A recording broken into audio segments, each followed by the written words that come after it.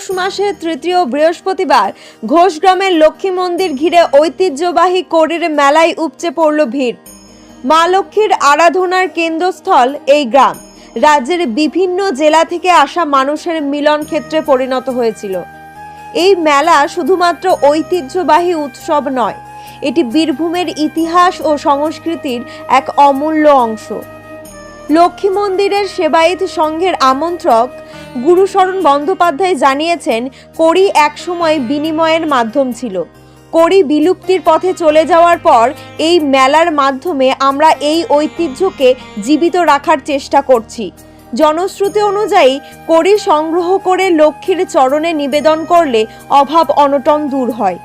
এই মেলায় বিভিন্ন ধরনের কোরি যেমন দুধ কোরি, ফুল কোরি, তিল কোরি ইত্যাদির বিক্রয় করা হয়, পসরা সাজানো হয়।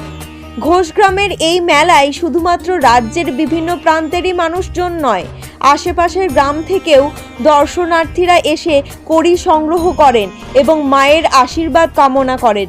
কোটাসুর থেকে আসা দর্শনার্থী সুব্রত দাস জানালেন, পুজোর ডালা সাজিয়ে মায়ের চরণে নিবেদন করছি। এর পাশাপাশি কোরি সংগ্রহ করেছি, যা ঘরের সমৃদ্ধি আনবে বলে বিশ্বাস করি। Bureau report, Tarapith TV.